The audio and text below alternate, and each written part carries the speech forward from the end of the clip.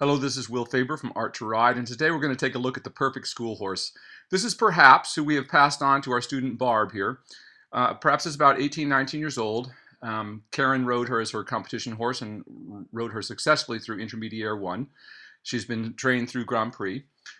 At the end of her competitive career, we just gave her a little time off while we looked for a home for her.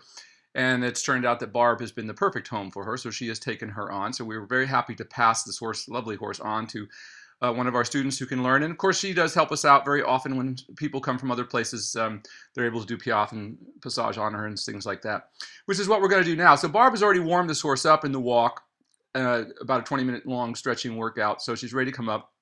So to give her the feel of the horse's back coming up, I'm going to ask the horse to piaffe. Now notice she's a little bit hollow there, but what you'll watch is as she begins to lower, you can literally see the top line engage as she starts to do right there, and see how the muscles begin to change in the neck.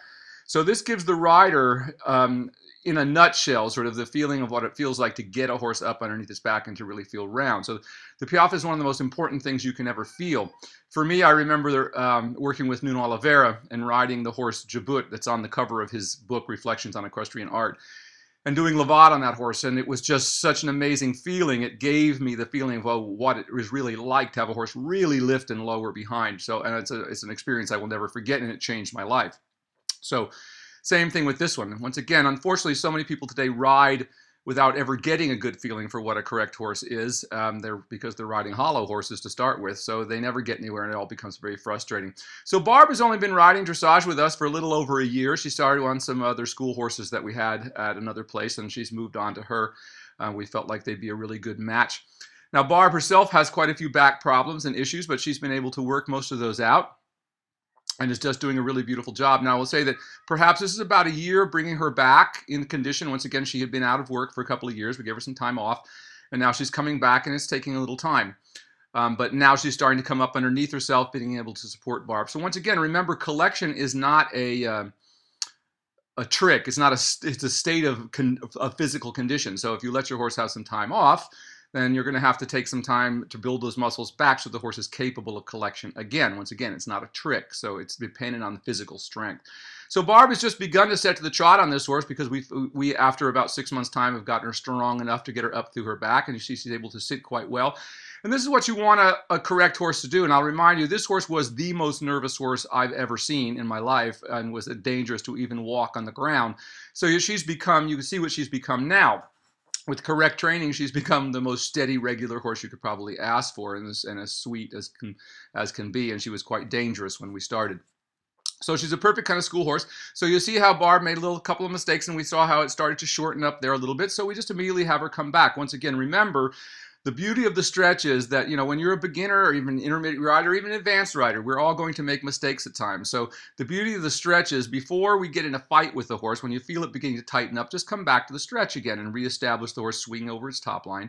And once again, that sort of magically erases all of your mistakes. Because once again, that is one of the biggest things that I see, is that trainers having people get on horses and just grind through these exercises, going over them without ever letting the horse out, and the gaits becoming shorter and shorter. So once again, remember, that's what we want to have as our criteria, is what we're doing is if it's making the actual gait worse, then it's not any good, and it's no longer in the realm of dressage, of the horse is becoming tense and irritable. So you can see that with her, after doing a little of that sitting trot work, and she was even beginning to show a little bit of collection there after that piaffe work, that is, she was beginning to lower her hindquarters a little bit, Barb was able to stretch her out and then come back to the sitting trot again. And look how much more even and swinging she is behind again after that. She begins to lift up underneath herself. You can see the trot becomes a little slower and a little more lofty now. She's certainly not in full condition again as she once was, but she will be in time. But once again, Barb is doing a beautiful job. See how she never has a constant backwards tension on the horse's mouth, excuse me. And then each time we do a little sitting trot work, we immediately come back to letting her lengthen out again. That's why it's so important. Once again, no horse should be set on for an hour at a time in the sitting trot, without a relief. You're just asking for the horse to be sore in the back and to shorten its gait. So once again, remember, you need to come back to the stretch, even at the very advanced levels, many times throughout a workout. Certainly even a very advanced level horse 2 or 3 times throughout the period of a workout. And once again, as teachers, when you have a school horse like this that is so willing, this is what we're looking for. I mean, the problem is for most people, if you were going out as a as an intermediate rider beginning to get serious about riding, this is exactly the kind of horse that you'd look to find. But you notice this horse, if the rider makes a mistake, she doesn't become excited. And that's one of the big things to understand, is that correct training does not make a horse become more irritable and harder to ride. It makes them easier to ride. So if you have your horse in training with a dressage trainer and it's getting more difficult to ride and difficult for you to do the work, that should be your first clue that something is going wrong. So you could see how the horse began to shorten up a little bit. So I immediately have her start to rise back in the trot again. So she started losing that beautiful flexion that we had there in the hind legs. So we come right back to the work. Remember that the efficiency of movement is the most important thing, that we keep the horse over its back the entire time. Then, even on a day that we're not collecting the horse, we're working on collection because we're building muscle across the top line. And remember, that muscle across the top line is ultimately what allows a horse to collect correctly, of course, once they've gone through the change. Now, this horse is a perfect example. This horse is only about 15 2 hands high, 15 3 hands high at the very most. So she's not a big horse, but she looks bigger than she is. And she looked very tiny when we first got her, and she was very downhill. Once again, after the first couple of years of work, what that first important work does is pull the withers up through the shoulders and gives any horse a much more uphill appearance. And of course, that's what allows, once the horse has gone through that change, it allows collection to happen much more easily. So once again, you notice what a lovely working trot we have here. And now she comes back to the sitting trot, stretches up, and tries for a little more collection by just slowing her back a little bit.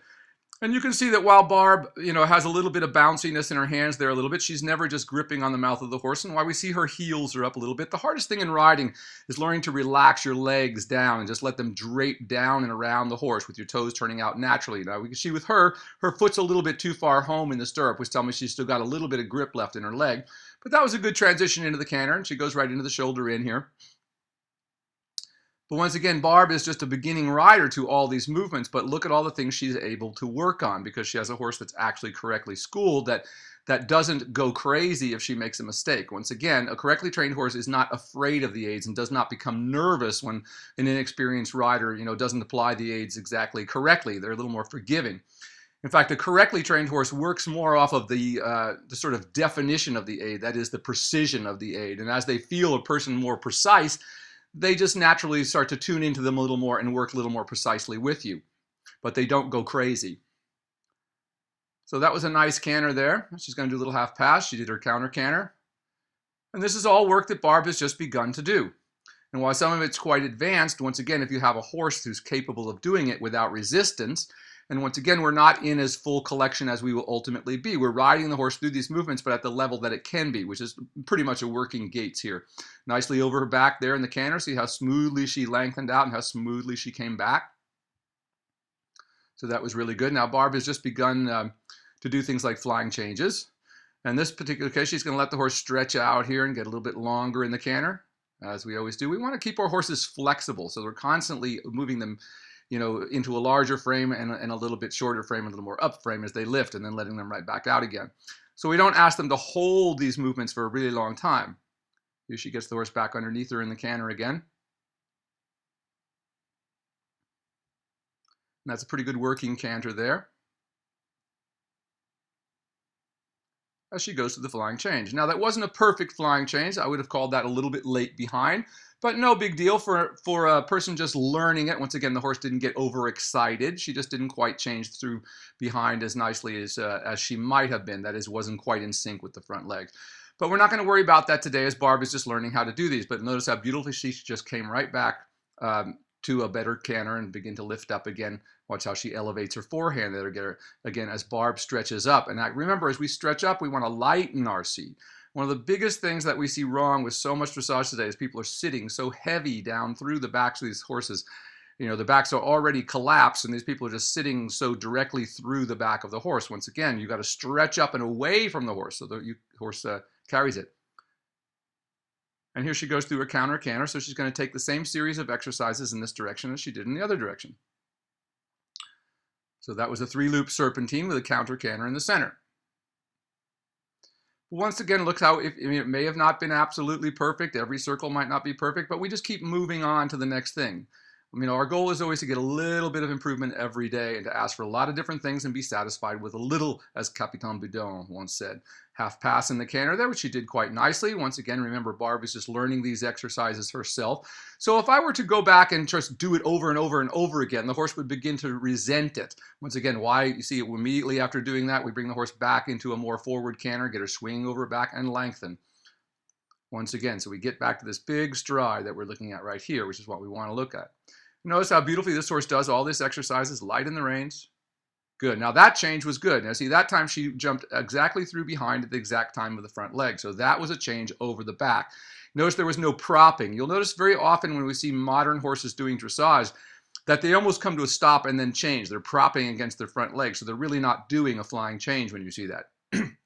And of course, the front and back leg must always be exactly timed together, just like they must move together in the trot when a horse is really over its back. So notice that we came back and we did a little stretch there. Let her relieve the tension across her back, and then we moved on, brought her right back up into the working canter again. How beautifully she comes back. Notice Barb is never pulling against the mouth of the horse. And here she does another 3-loop. She made a little mistake there. We're going for the flying change, excuse me. So she made a little mistake, but you notice what we don't do is we don't then get after the horse for the mistake. We come back and just let the horse stretch out, let Barb get more relaxed in the saddle again, let the horse get its contact straightened out again, because we just lost a little bit.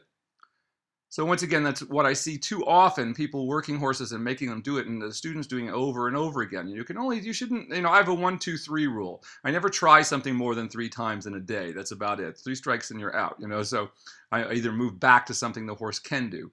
So in this case, I felt like the horse, she lost him over his back a little bit. She didn't have the horse quite as nicely up over its back as she did the first time around. So I let her come back to the stretch and get the horse moving correctly again.